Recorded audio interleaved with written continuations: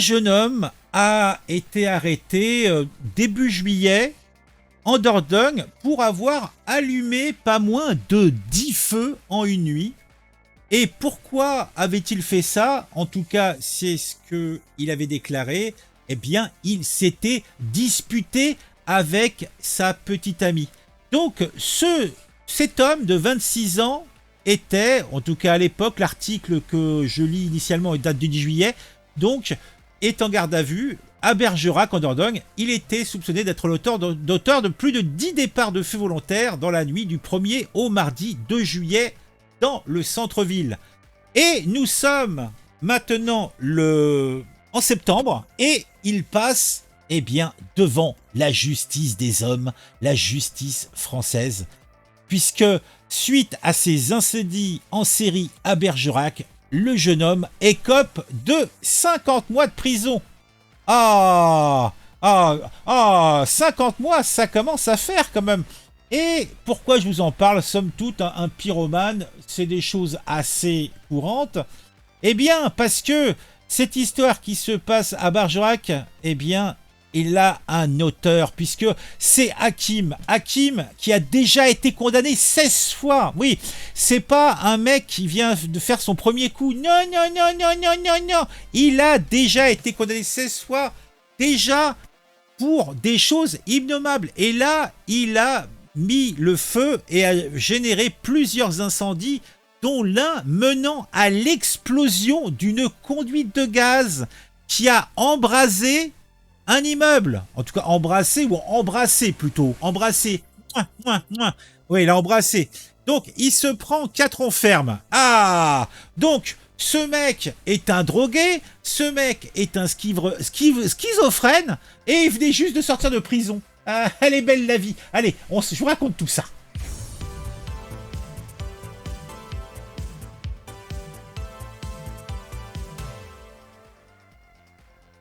Alors ça pourrait être le titre d'un film. Hakim, le pyromane schizophrène, condamné à 4 ans ferme.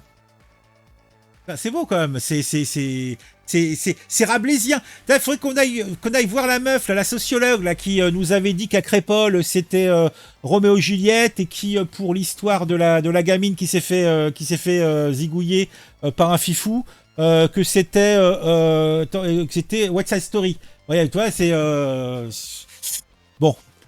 C'est toujours la même chose. Donc, on revient un petit peu dans l'histoire, ça se passait dans la nuit du 1er au 2 juillet, donc 2024, à Bergerac, et c'était là que on avait eu droit à une série d'incendies criminels qui avaient semé la panique dans le centre-ville.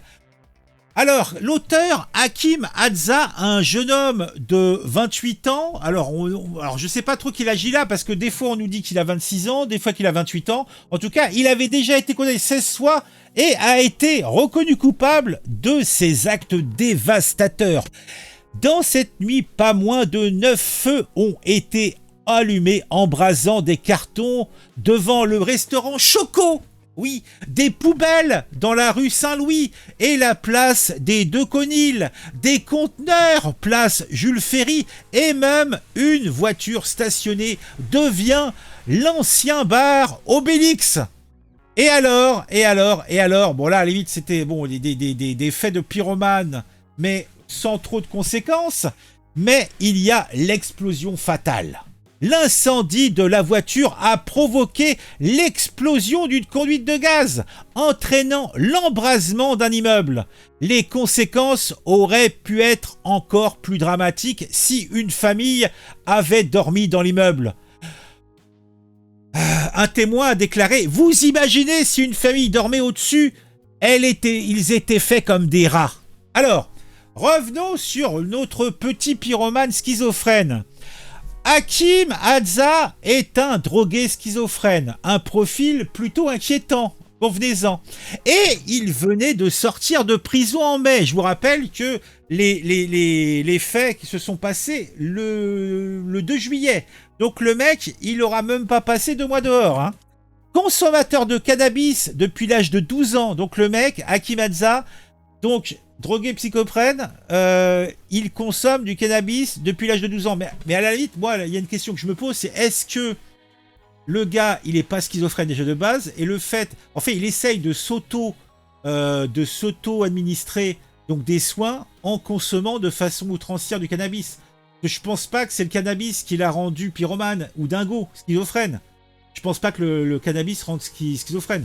Par contre, qu'il essaie de se traiter comme ça, c'est possible. On va savoir. Bon. En tout cas, bon, depuis consommateur de cannabis depuis l'âge de 12 ans, et il n'a aucune famille pour le soutenir. Eh ben dis donc.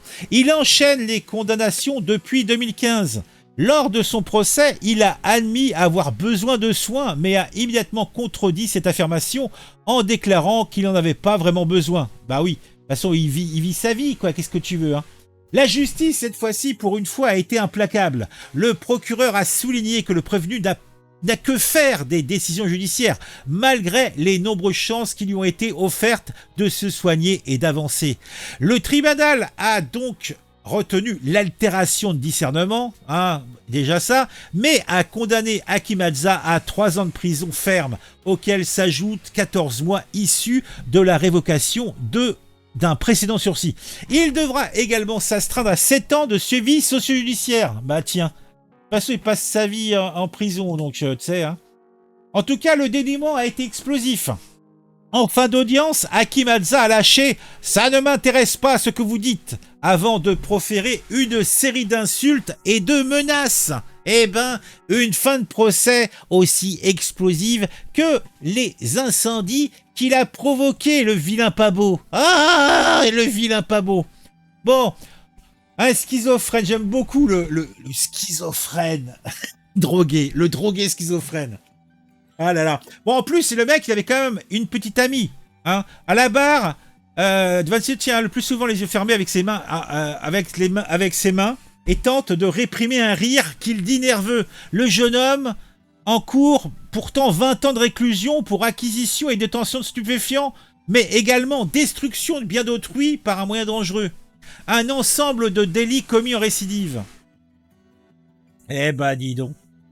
Eh ben dis donc, eh ben dis donc, eh ben dis donc. Eh ben, tu vois, on a fait le point. Là, j'arrive à te reconstruire une histoire avec 2 petits articles de merde. Hein. C'est quand même... c'est un talent, moi, je vous le dis. Hein.